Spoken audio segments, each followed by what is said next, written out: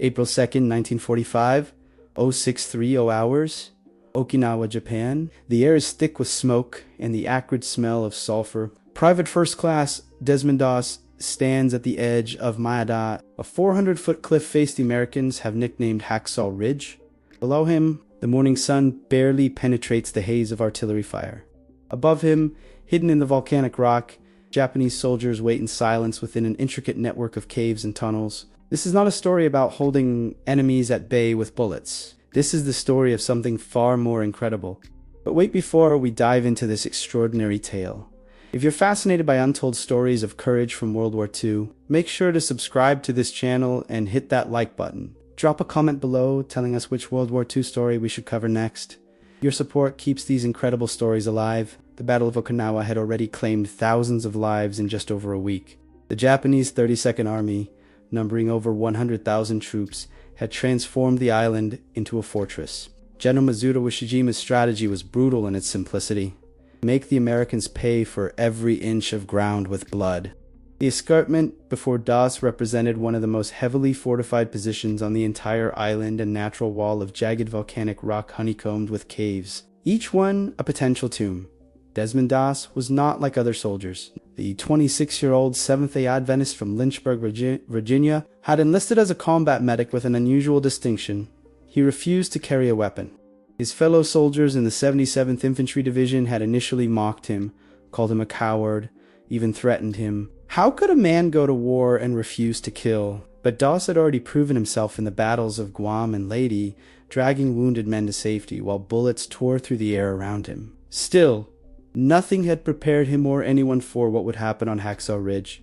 The attack began at dawn. B Company, 1st Battalion, 307th Infantry Regiment scrambled up cargo nets thrown over the cliff face. Doss climbed with them, his medic bag bouncing against his hip, containing bandages, morphine, syrettes, and plasma. No rifle, no pistol, just his faith and his determination to save lives.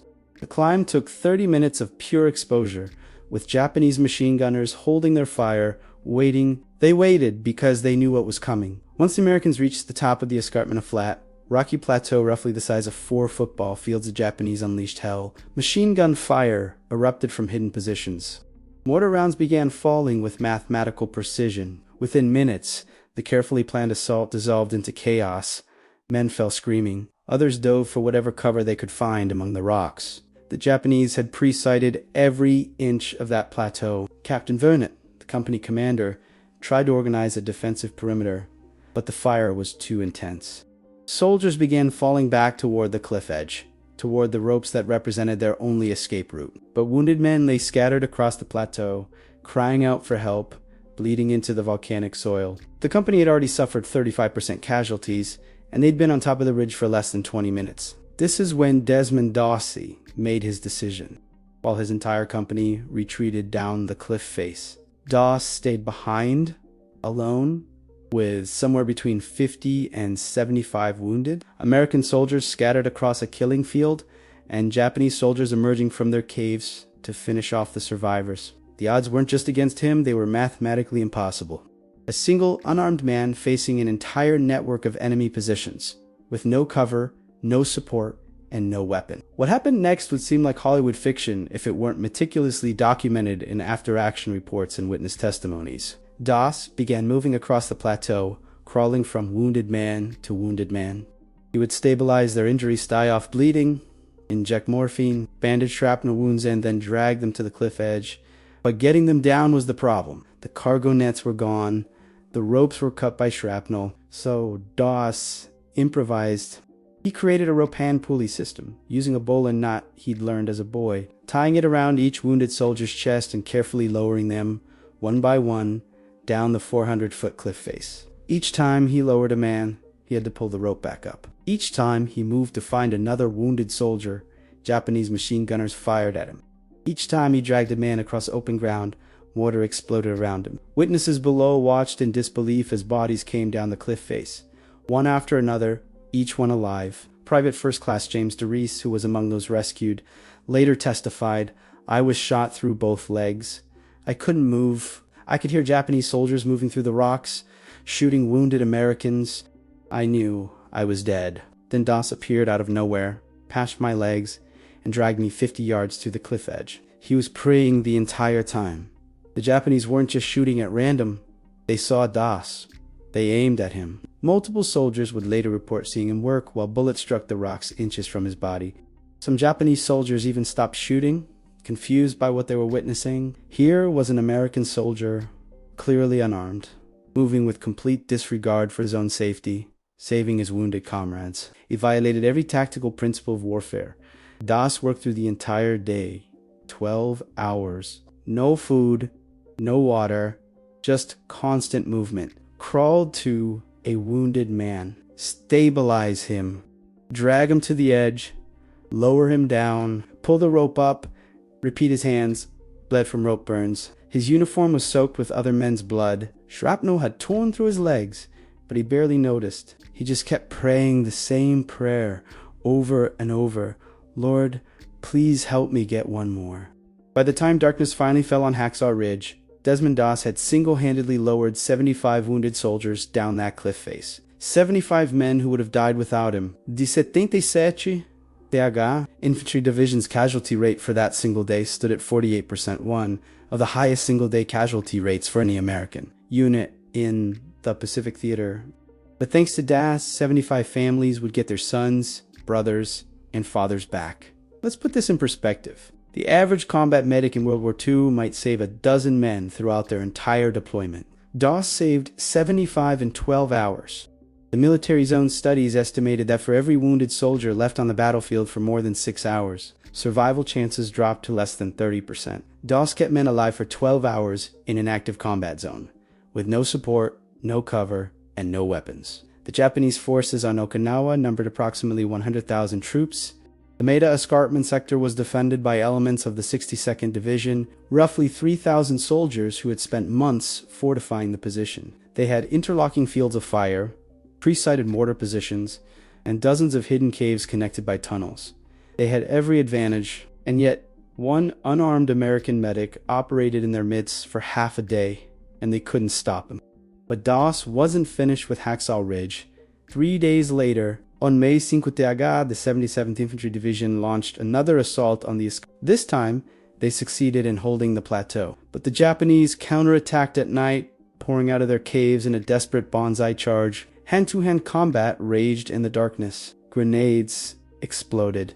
Men fought with bayonets, knives, and rifle butts. And once again, Desmond Doss moved through the chaos, searching for wounded men. During this night battle, a grenade landed near Doss. He saw it. He could have run. Instead, he kicked it away from a wounded soldier lying nearby. The grenade exploded, shredding Doss's legs with shrapnel. He fell unable to walk. But even wounded, he treated himself bandaging his own legs while Japanese soldiers fought American troops just yards away. Then he began crawling toward the cliff edge, dragging himself across the rocky ground. He didn't make it far before he encountered another wounded soldier, worse off than himself. Doss gave the man his stretcher and waited 5 hours for another stretcher while Japanese snipers hunted for targets in the darkness. When medics finally reached him, he insisted they treat other wounded men first. On the way to the aid station, the stretcher party came under fire. Doss rolled off his stretcher to give cover to other wounded men. In the process, he was shot through the arm by a sniper's bullet, the round shattering his bone. Using a rifle stock as a splint the closest he ever came to carrying a weapon. Doss finally made it to the battalion aid station, where surgeons fought to save his arm. Here's what makes Doss's achievement even more remarkable: the nature of the enemy position.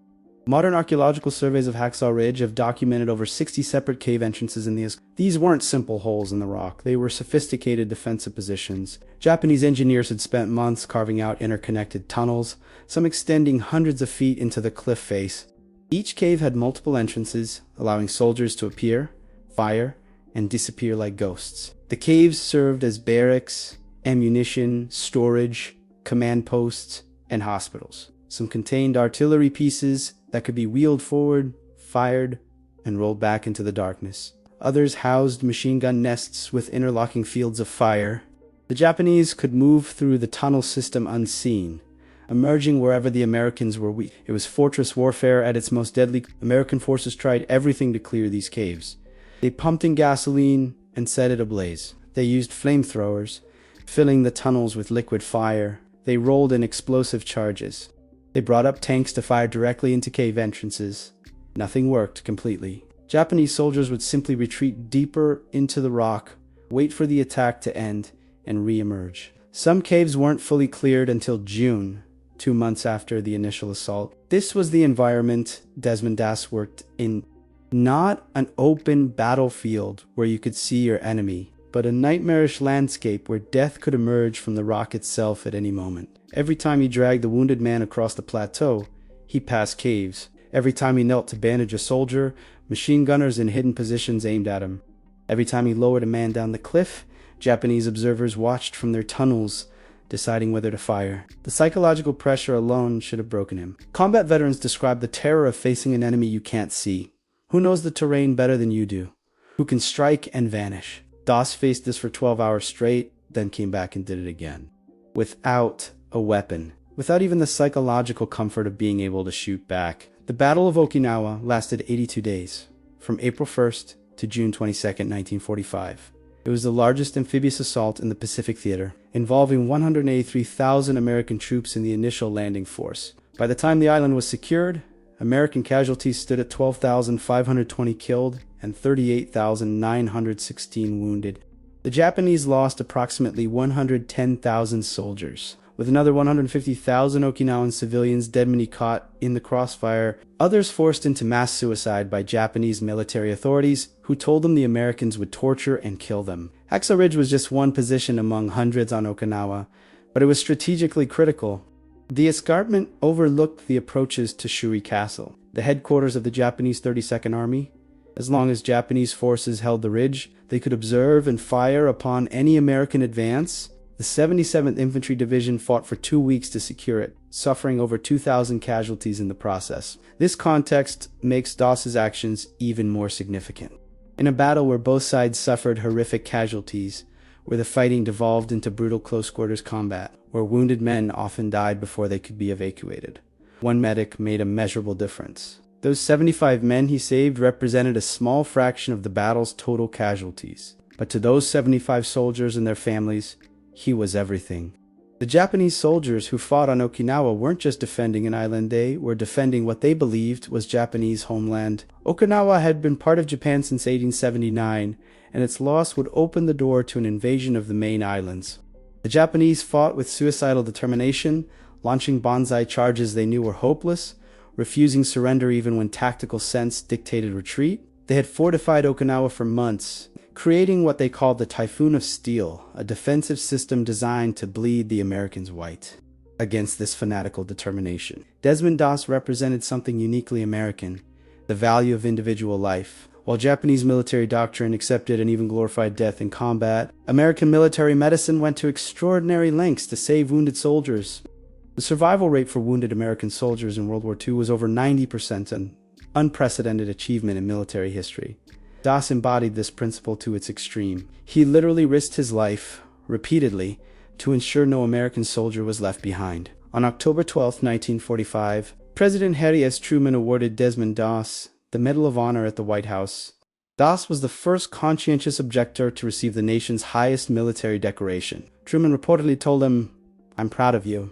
You really deserve this. I consider this a greater honor than being president." The citation was specific. He was a company aide man when the 1st Battalion assaulted a jagged escarpment 400 feet high. As our troops gained the summit, a heavy concentration of artillery, mortars, and machine gun fire crashed into them, inflicting approximately 75 casualties and driving the others back PFC. Doss refused to seek cover and remained in the fire-swept area with the many stricken, carrying them one by one to the edge of the escarpment and there lowering them on a rope-supported litter down the face of a cliff-friendly hands.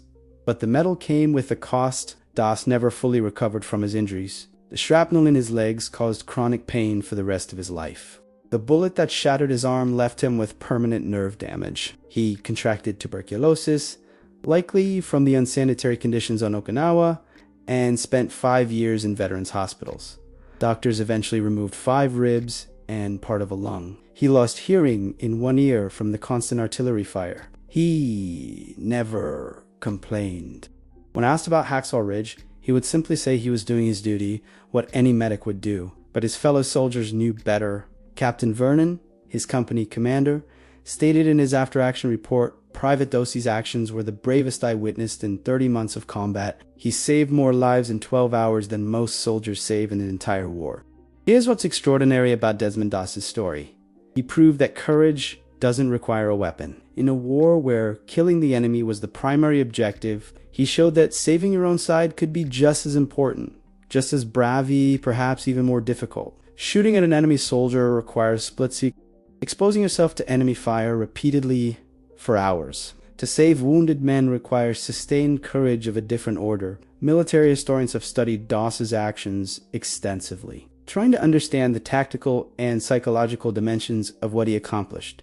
Several factors emerge. First, innovation under pressure. The repent police system Doss created had never been part of his training. He invented it on the spot, under fire, using whatever materials he had available. This kind of field improvisation represents the highest level of tactical thinking. Second, physical endurance. Lowering a wounded man down a 400-foot cliff face requires approximately 15 minutes and tremendous upper body strength. Doss did this 75 times. The physical effort alone, not counting the stress, the fear, the constant danger, should have been impossible. Third, moral courage. Doss faced criticism, mockery, and even threats from his own side before proving himself in combat. He could have given up, carried a weapon like everyone else, fit in. Instead, he held to his principles and found a way to serve that aligned with his beliefs. That kind of moral courage is rare. Fourth, the psychological impact on his fellow soldiers. Multiple veterans of the 77th Infantry Division stated that knowing Doss was with them made them braver. They knew if they fell wounded, he would come for them. This psychological effect and knowledge that you won't be abandoned is impossible to quantify, but crucial to combat effectiveness. The Japanese soldiers who fought on Hacksaw Ridge never understood what they witnessed that day. In their military culture, a soldier without a weapon was either a coward or already dead. The concept of a combat medic who refused to carry a weapon made no sense within their tactical framework. Some Japanese veterans, interviewed decades later, insisted the story must be exaggerated, that no single man could do what Doss did. But the American witnesses were consistent, and the numbers don't lie. Desmond Doss died on March 23, 2006, at the age of 80. By then, his story had faded from public memory, known mainly to military historians and veterans of the Pacific War. But in 2016, director Mel Gibson brought Doss's story to a new generation with the film Hacksaw Ridge, which earned 6 Oscar nominations and won 2. The film rekindled interest in Doss's extraordinary service and raised important questions about courage, faith, and the nature of heroism. In an era where military service is often equated with the willingness to kill, Doss proved that serving with honor could take a different form. The 77th Infantry Division suffered 2,662 casualties on Okinawa, but the survival rate for wounded soldiers in that division was higher than average for the Pacific Theater, largely due to the heroic actions of medics like Doss. The division's own casualty reports note that the aggressive action of medical personnel in retrieving wounded under fire contributed significantly to survival rates. Today, the site of Hacksaw Ridge is a memorial park in Jiraso, Okinawa.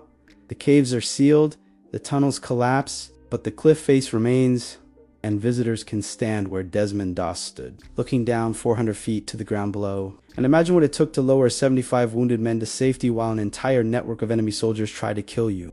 The broader lesson of Hacksaw Ridge extends beyond one soldier's heroism. It's about the value of conviction, about finding your own way to serve, about the many forms courage can take. Doss could have been a conscientious objector and refused military service entirely. He had that legal right. Instead, he found a way to serve that aligned with his principles.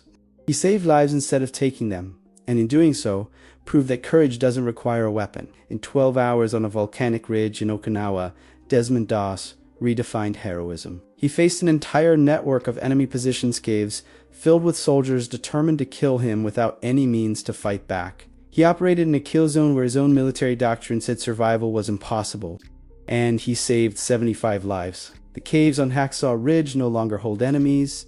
Time and erosion have claimed them, but they still stand as silent witnesses to what one man with unwavering faith and extraordinary courage accomplished against impossible odds. not by holding the enemy at bay with bullets, but by refusing to leave a single wounded brother behind. Before you go, if this story moved you, please subscribe to this channel and hit that like button. These untold stories of World War II deserve to be remembered. Drop a comment below, sharing your thoughts on Desmond Doss's incredible courage. What does this story teach us about the true meaning of heroism? We'll see you in the next episode, where we'll uncover another extraordinary tale from history's greatest conflict.